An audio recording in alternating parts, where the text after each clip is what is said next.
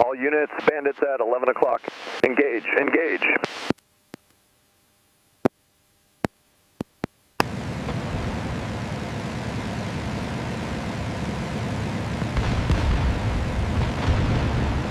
Radio check, over. Loud and clear, Captain. Canopy secure.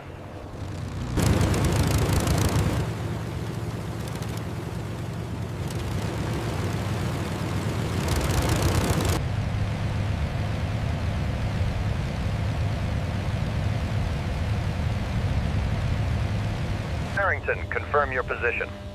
We have incoming bogies bearing 305. The transmission is heavily distorted by static. January 14th, 1943. The sky over northern France was a muted gray, heavy with winter clouds.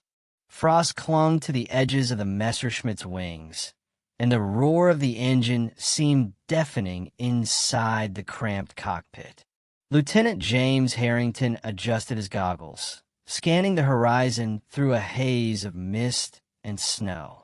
Every landmark below was unfamiliar, fields blurred into forests, rivers twisting like silver threads he didn't recognize. He had followed the pre-flight briefing to the letter, trusting his instruments, trusting his compass. But now, a creeping doubt gnawed at him. The radio crackled with static, the voice of his squadron nowhere in range. Somewhere ahead, searchlights stabbed through the clouds, and anti-aircraft flak began to ripple in the distance. Harrington's heart tightened. One wrong turn, one misread coordinate, and he realized the impossible. He had crossed into enemy territory. Every instinct screamed retreat, but the nearest airfield was miles behind him, and below, the landscape bristled with German defenses. He was alone, exposed, and the seconds stretched like hours. Above him, the sky seemed alive with unseen eyes, waiting to strike. January 1943 marked a turning point in the European air war. The Allies were mounting increasingly aggressive bombing raids over occupied territories, while the Luftwaffe maintained a vigilant and highly disciplined air defense network. Northern France, in particular, had become a heavily monitored corridor. Anti-aircraft batteries, radar stations, and mobile fighter units created an invisible web of danger for any aircraft, whether reconnaissance planes, bombers, or lone fighters. Lieutenant Harrington's mission had been routine, or so it seemed. Pilots like him, flying P-38 Lightnings and Spitfires on patrol or reconnaissance, operated under strict orders, with every coordinate calculated and briefed. Yet winter weather in 1943 introduced a deadly element of unpredictability. Thick fog, sudden snow squalls, and the early darkness of January afternoons could confuse even the most seasoned aviators. Instruments were essential, but not infallible. Magnetic anomalies, frozen compasses, and the glare of low winter sun often caused navigational errors, and history had already recorded incidents where entire squadrons veered miles off course. The political and military stakes were enormous. German forces in northern France were not merely defensive. They were part of a sprawling network designed to detect, intercept, and neutralize threats before they reached key industrial or military targets. Radar stations along the coast, including the famed Würzburg and Freya systems, could track aircraft hundreds of miles away. When a plane entered this monitored space, the alarm bells triggered not just flak batteries, but scrambled fighters from nearby Jägerschwader units. Every hour, pilots faced the possibility of crossing paths with Messerschmitt Bf 109s or Focke-Wulf FW 190s, planes faster heavier, and often better armed than the lightly loaded reconnaissance or escort fighters on routine patrols. Harrington's squadron, part of the 8th Air Force, had been briefed on the necessity of strict adherence to flight corridors. Flight paths were designed to minimize exposure to enemy radar and maximize the chance of completing reconnaissance or bombing objectives. Even a single deviation could result in detection and immediate interception. In theory, the rules were simple: follow the plan, maintain radio contact, and never stray beyond the map coordinates. In practice, human error, mechanical failure, or misread signals made each mission a high-stakes gamble. At this time, Allied air forces were also experimenting with long-range navigation techniques. Celestial navigation, dead reckoning, and early radio beacons had all been introduced to guide pilots over enemy territory. Still, these systems were far from perfect. In 1943, reports from both sides documented incidents of lost aircraft appearing unexpectedly deep in enemy territory. Some were captured, others shot down, and a few managed miraculous escapes. Each incident prompted a reevaluation of protocols, but the combination of technology, human judgment, and environmental factors made mistakes almost inevitable. The war itself cast a shadow over these operations. In North Africa, the Allies were pushing back Axis forces, while on the Eastern Front, the Soviets were engaging in brutal winter campaigns. Every mission flown over occupied Europe carried the weight of strategic necessity. Intelligence gathered by reconnaissance planes could alter decisions on troop movements, bombing campaigns, or supply routes. A single pilot flying alone represented both a potential asset and a dangerous liability. Crossing into enemy airspace, even by accident, risked immediate loss of life and strategic compromise. Within Harrington's squadron, there was awareness of these risks, but confidence in training and equipment prevailed. Pilots were drilled to trust their instruments, maintain composure under fire, and make split-second decisions. They had seen fellow pilots shot down, lost to flak or enemy fighters, and they knew the consequences of miscalculation. Yet, there was also a pervasive belief in the superiority of skill and instinct, a belief that a determined aviator could navigate even the most treacherous conditions. By the morning of January 14th, 1943, Harrington had departed from his home airfield under crisp, clear skies, unaware of the low cloud banks forming over northern France. The mission was straightforward: conduct a visual reconnaissance along the coast, photograph key installations, and return safely. Orders emphasized caution and accuracy. Still, the combination of weather, winter sun, and fatigue created the conditions for a navigational error, a small miscalculation that could escalate into life or death stakes. This was the environment that set the stage for what would soon become a tense confrontation. A pilot trained, briefed, and experienced suddenly found himself not above enemy territory as planned, but deep within it, exposed to radar detection, flak, and the ever-present shadow of the Luftwaffe. The calculated safety of protocols was now replaced by uncertainty, and the next decisions would determine survival. Harrington's misstep was more than human error. It was a collision of circumstance, technology, and strategy. Every second brought him closer to forces primed for engagement. Every mile stretched the thin line between caution and catastrophe. Lieutenant Harrington's mission that January morning had been intended as a routine reconnaissance flight along the northern French coast. His orders were precise. Depart from RAF Debden, fly at 12,000 feet along the designated corridor, photograph German fortifications near Le Havre, and return to base without engaging the enemy. The flight plan included pre-marked checkpoints, radio check-ins at 20-minute intervals, and contingency routes in case of unexpected weather or mechanical issues. On paper, it was straightforward. In reality, the conditions in January 1943 made even routine flights perilous.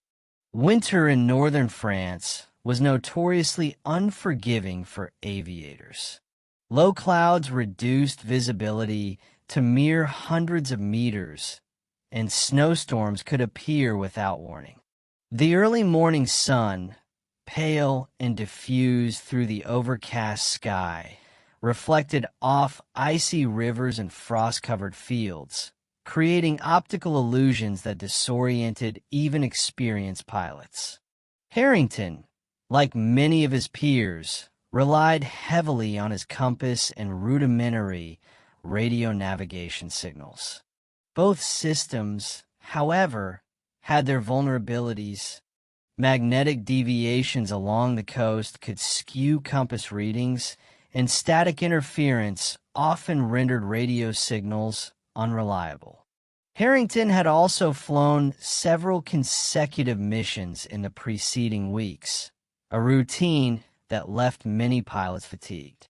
Mental and physical exhaustion were silent hazards in the cockpit. Pilots had to process instrument readings, maintain course, and remain alert for enemy aircraft, all while enduring the constant vibration and cold of high-altitude flight.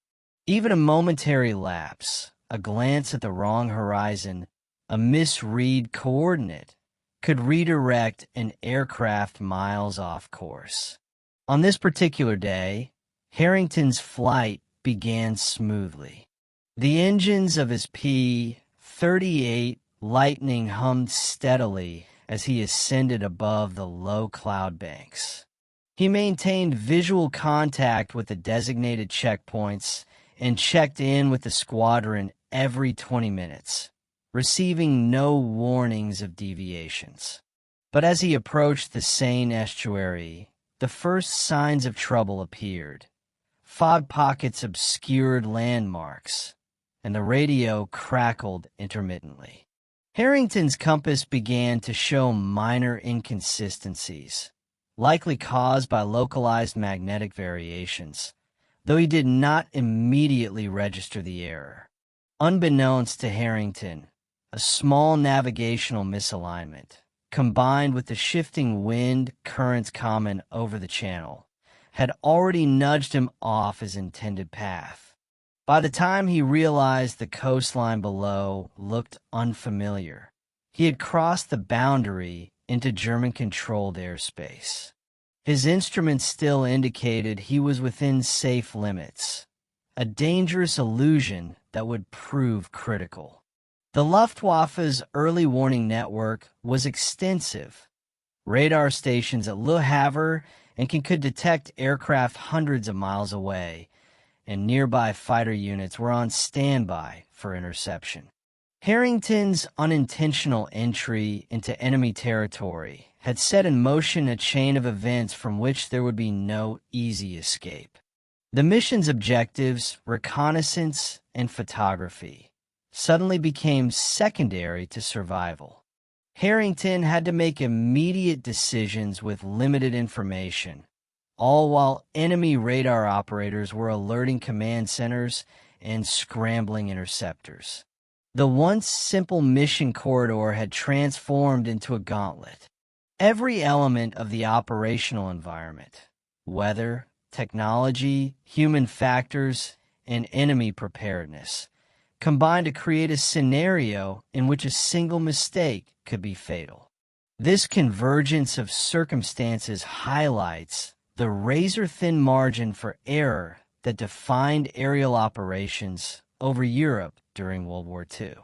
Pilots were not merely executing orders. They were navigating an intricate web of tactical hazards, mechanical uncertainties, and environmental challenges. For Harrington, the realization that he had strayed into enemy airspace was more than a moment of fear. It marked the beginning of a confrontation that would test every ounce of skill, judgment, and courage he possessed. Inside the cockpit, Lieutenant Harrington confronted a surge of conflicting emotions. Fear, instinct, and training collided in an almost tangible pressure. Years of flight school had taught him procedures for evasive maneuvers, emergency landings, and enemy engagement. But no lesson could fully prepare a pilot for the disorienting shock of realizing he had entered hostile airspace alone. Each second was a calculus of survival. Maintain altitude or descend to avoid radar. Engage with the enemy fighter now or attempt to evade. Every decision carried potential consequences not only for himself, but for the wider mission and his squadron back home. Harrington's fear was sharpened by isolation. His squadron was miles behind, out of radio contact, leaving him utterly alone in a sky watched by countless enemy eyes. Psychologists and military historians later noted that such moments, split-second awareness of mortal danger without immediate support, trigger acute stress responses. Pilots reported tunnel vision, hyper-awareness of small details, and heightened heart rates. Harrington's mind worked frantically, scanning instruments, horizon, and ground patterns for any clue that might allow him to regain his intended course. The human element, in this moment, was both vulnerability and strength. His fear heightened alertness, his training guided action, and his resolve became a critical factor in the unfolding scenario. From a tactical standpoint, Harrington's unintended entry into enemy airspace exposed critical vulnerabilities in Allied and German operations alike. The Luftwaffe's coastal defense network relied on a combination of radar detection, observation posts, and mobile fighter squadrons to intercept intruding aircraft. Every radar blip generated an immediate assessment: bomber or fighter, routine mission or reconnaissance. Harrington, flying a lone fighter with no aggressive intent, triggered protocols designed for far greater threats. The rapid tactical response illustrates the efficiency of German air defenses at this stage of the war. For the Allies, the incident highlighted the fragility of mission planning under environmental and human variables. Flight corridors were theoretically secure, but deviations, even minor, could disrupt the delicate balance of air superiority.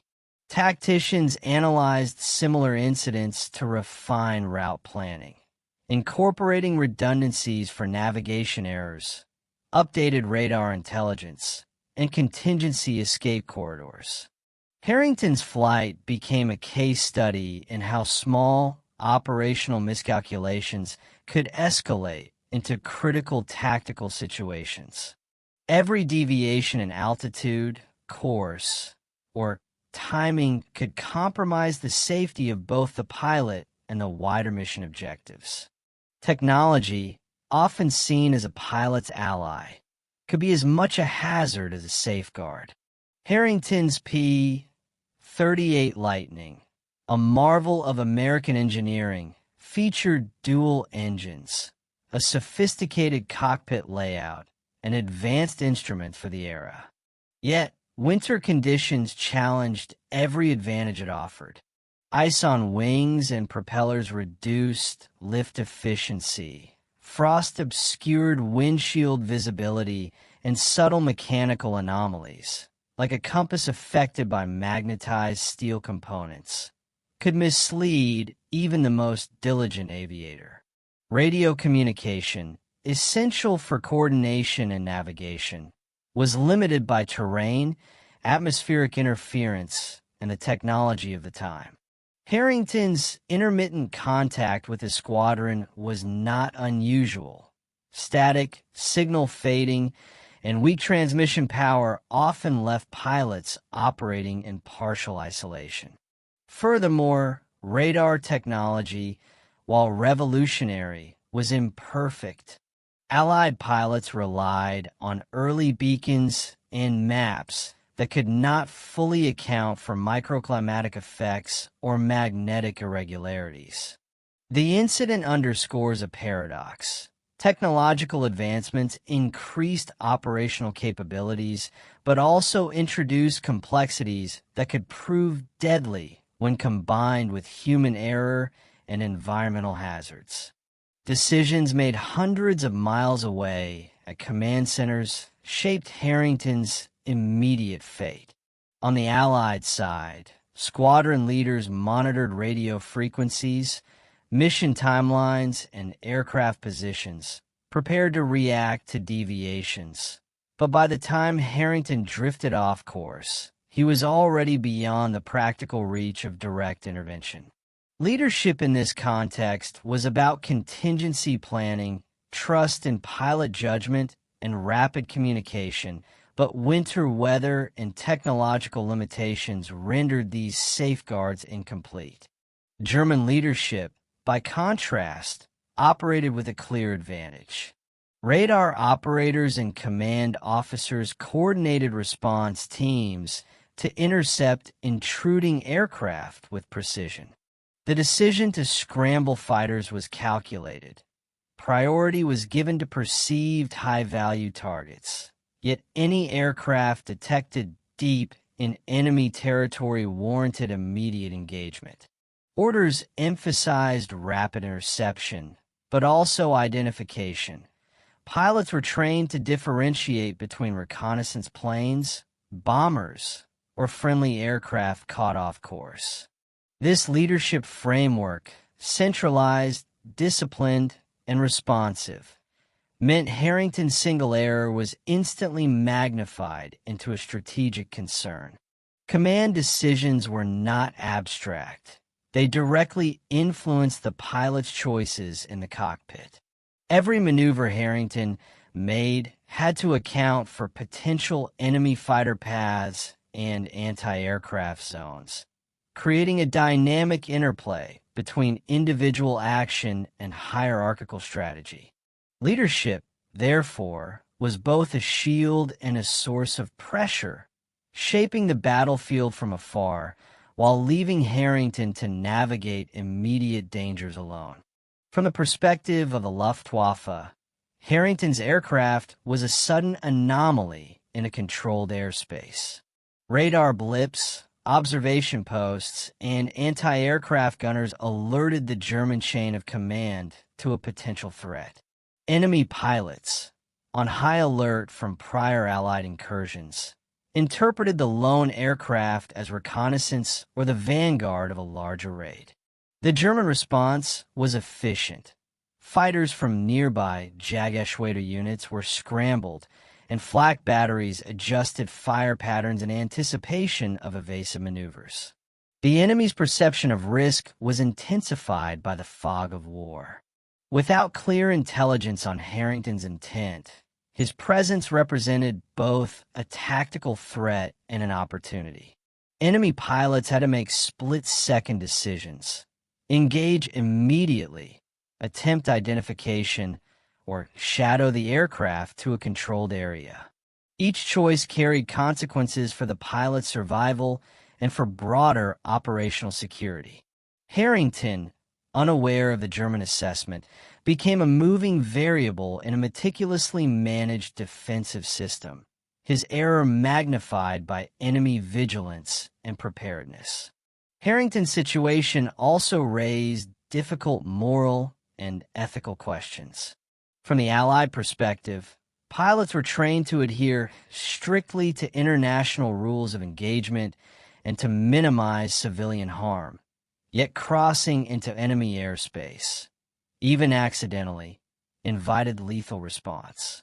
For the Luftwaffe, the decision to shoot down an aircraft without proof of hostile intent posed its own moral dilemma.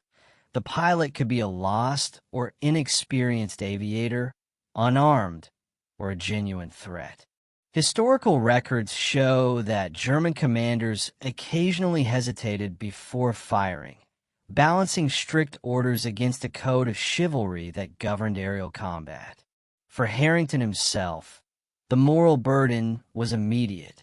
Any engagement, intentional or defensive, risked civilian casualties on the ground or escalation of the incident. His options, evasive maneuvers, surrender, or defensive action, were not purely tactical but ethical as well. Pilots frequently recounted the psychological weight of these decisions. The awareness that a split-second choice could end a life, alter a mission, or influence broader wartime conduct.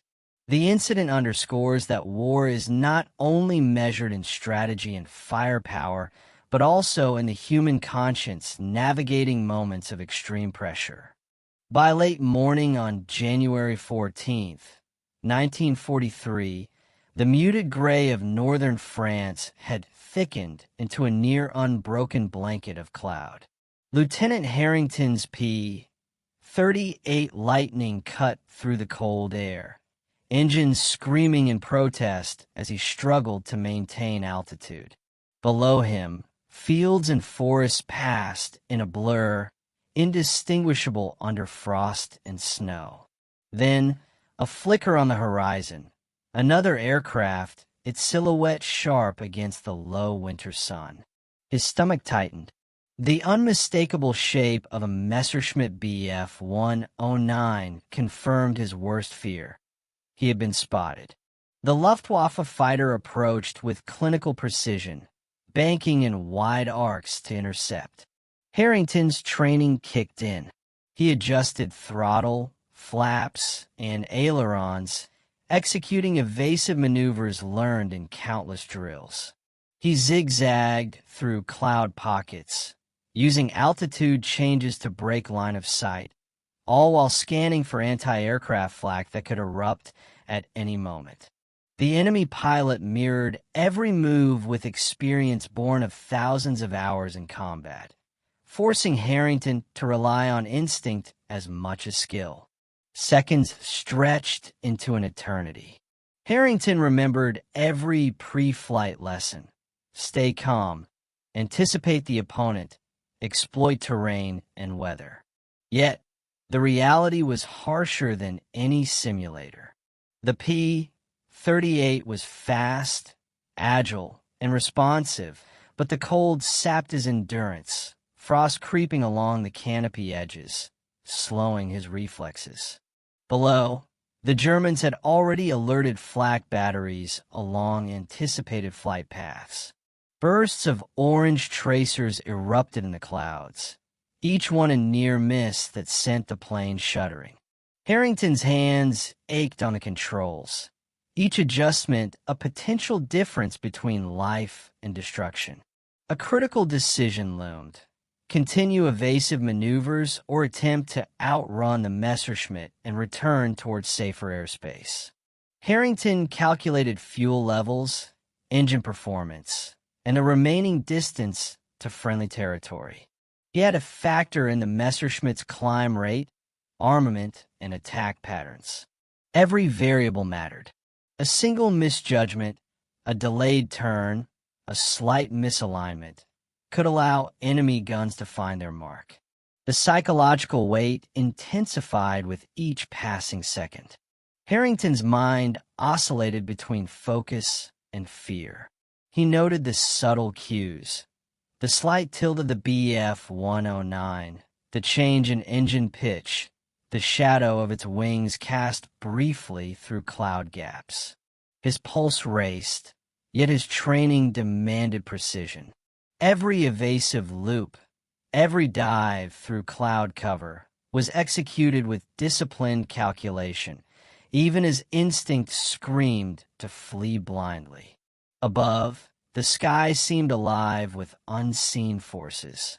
Harrington's brief moments of visual confirmation were interrupted by bursts of flak that painted the air with orange fire.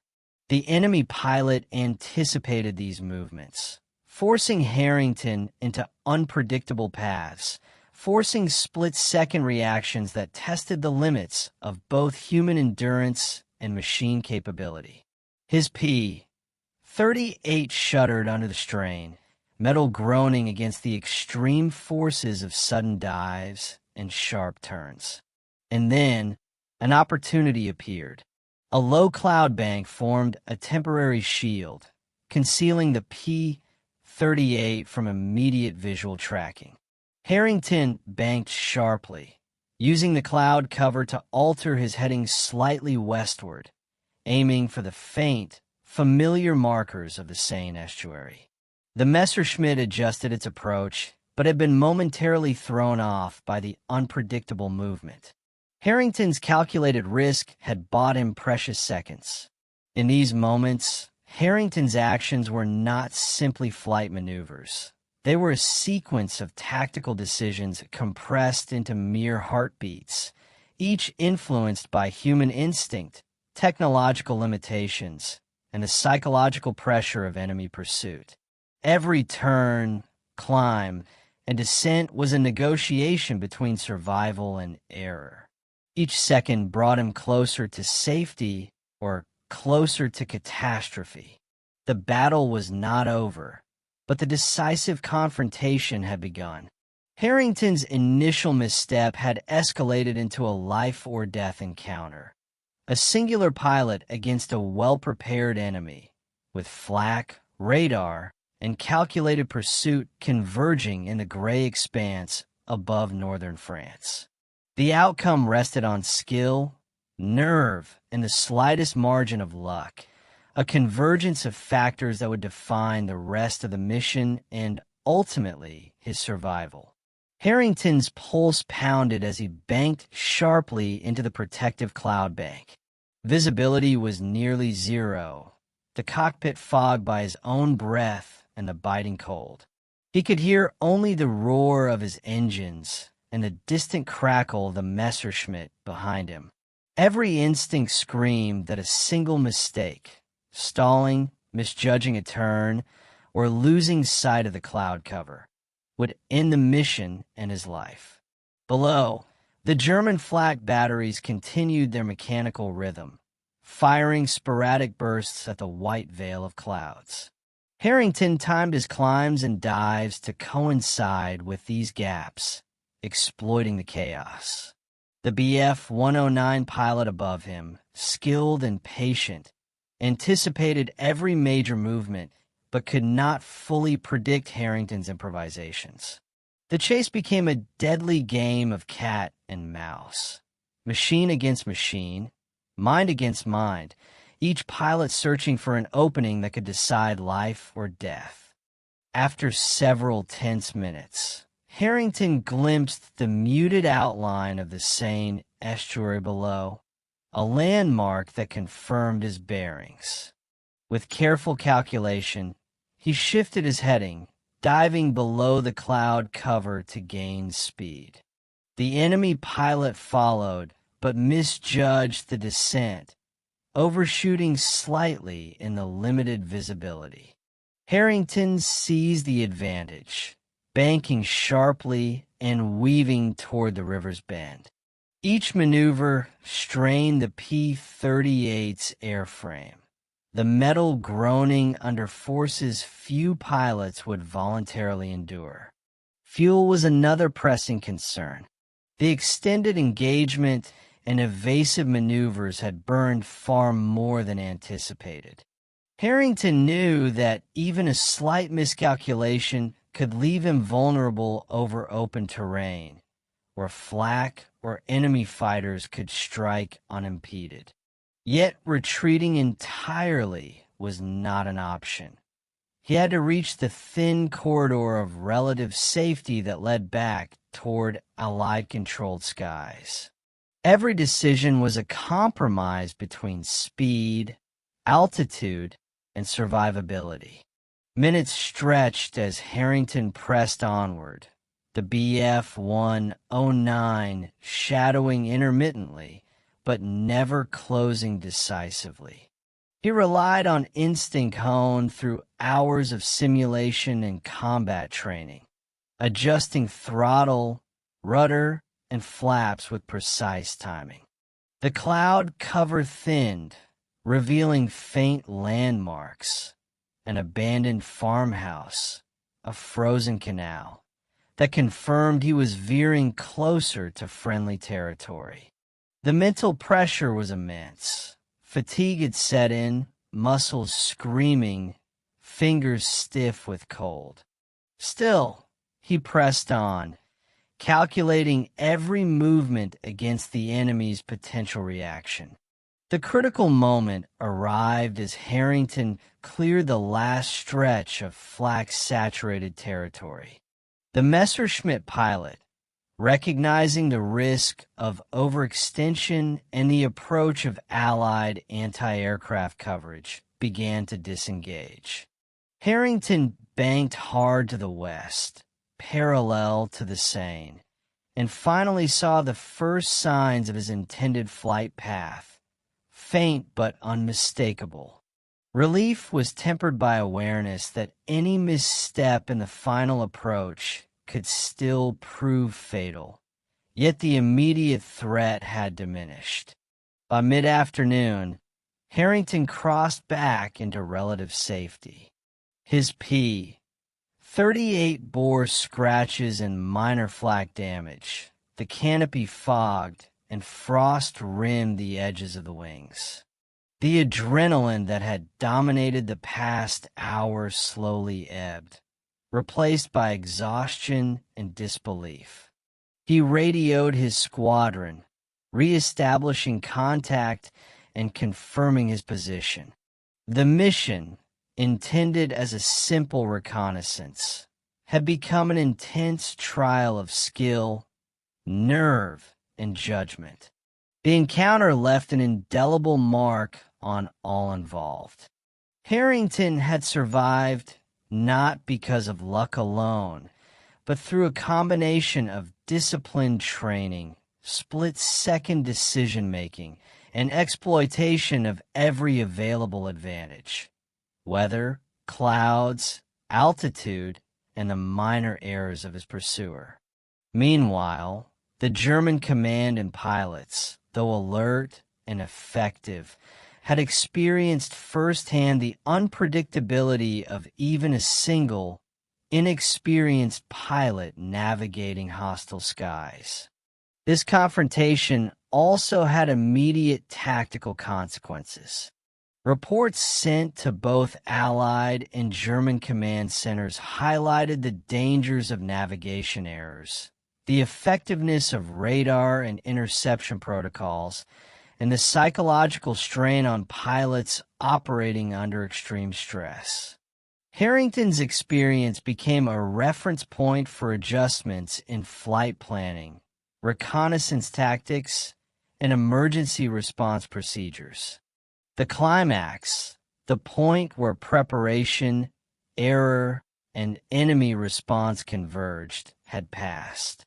Harrington survived, but the incident demonstrated how a seemingly minor navigational mistake could escalate into a life-or-death situation with far-reaching implications. The immediate danger had ended, but the consequences, strategic, operational, and personal, were only beginning to unfold. By the evening of January 14th, 1943, Lieutenant Harrington had returned to RAF Debden, shaken but physically unharmed. The immediate relief among his squadron was palpable. Pilots and ground crew crowded around the P-38 Lightning, inspecting scratches, minor flak damage, and frost-scarred wings. Though outwardly intact, the aircraft bore silent testimony to the intense pursuit over enemy territory. Debriefing began almost immediately, a meticulous reconstruction of every maneuver, altitude change, and radio transmission. Every second of Harrington's flight was documented, cross-referenced with radar logs, squadron reports, and German interception records captured later. Allied intelligence officers recognized the significance of the event. While the mission had been intended for routine reconnaissance, the accidental incursion had exposed vulnerabilities in navigation protocols and mission planning. Factors such as reliance on magnetic compasses in areas prone to anomalies, intermittent radio contact, and environmental interference were scrutinized. Recommendations were drafted to improve waypoint verification, reinforce radio check-ins, and incorporate additional contingency training for pilots operating in winter conditions. Harrington's experience became an instructive case study in the delicate interplay between human judgment, technology, and environmental hazards. German records, captured post-war, offer insight into the enemy perspective.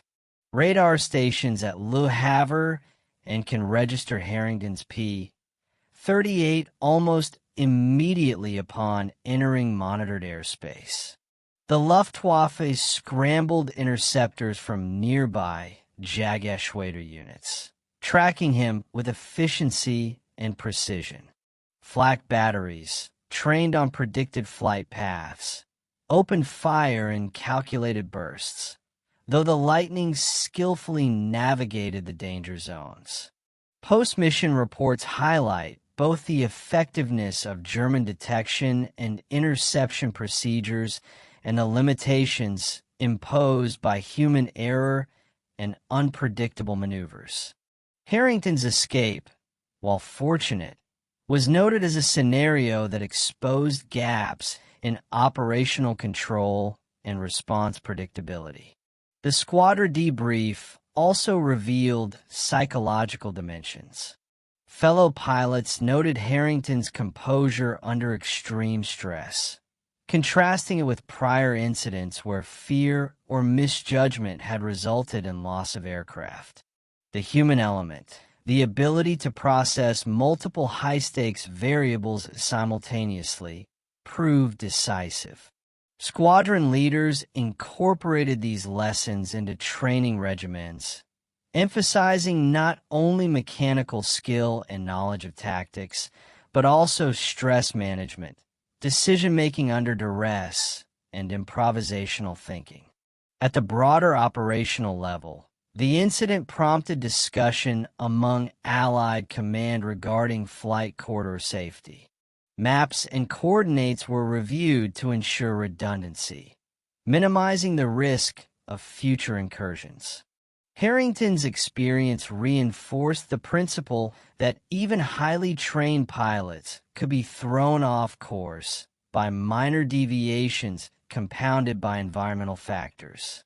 His survival illustrated the interplay of preparation, skill, and adaptability, a lesson that extended beyond a single mission to the strategic management of air operations across occupied Europe. Politically, the event had limited immediate impact, though it underscored the risks inherent in air operations over heavily defended territory.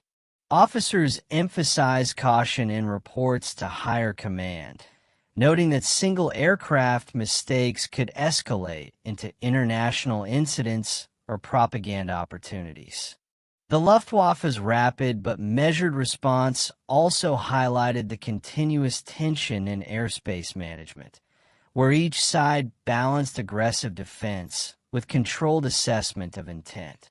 Harrington's flight, though unintended in its deviation, provided both sides with valuable operational intelligence, an unplanned probe into the vulnerabilities and response patterns of enemy forces.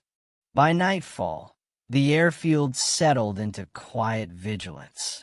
Harrington, though exhausted, began recording personal notes for the official mission report, detailing every cloud, maneuver, and decision that had defined the flight. These first-hand accounts, combined with radar logs and squadron observations, formed a comprehensive record that would guide both immediate operational improvements and long-term tactical analysis. In the weeks following Lieutenant Harrington's flight, the incident became a reference point for both operational planners and military historians. While the immediate danger had passed, the broader implications were far-reaching. Flight logs, squadron reports, and intelligence briefings were analyzed to determine how a single pilot, following standard orders, could inadvertently penetrate heavily defended airspace and survive. The answers revealed the complex interplay of human error, environmental unpredictability, and technological limitations. For Allied forces, the incident prompted revisions in mission planning. Flight corridors were reassessed to provide redundancy, with additional checkpoints and visual landmarks incorporated to help pilots verify their position in poor weather. Radio protocols were strengthened, and intermittent signals were supplemented by more reliable communication equipment where possible. Training programs increasingly emphasize situational awareness, cross-checking instrument readings, and recognizing the subtle effects of magnetic anomalies and weather conditions on navigation. Harrington's experience became a case study in resilience, demonstrating how preparation and adaptive thinking could counter the unpredictable hazards of air warfare. The psychological impact on pilots was equally significant. Harrington's peers were reminded that even brief lapses could escalate into life-or-death encounters. Squadron discussions stressed vigilance, decision-making under stress, and the mental discipline required to remain composed during high-pressure situations. Pilots who had previously viewed navigation errors as minor risks were confronted with the reality that a single deviation could place them directly in the path of enemy defenses.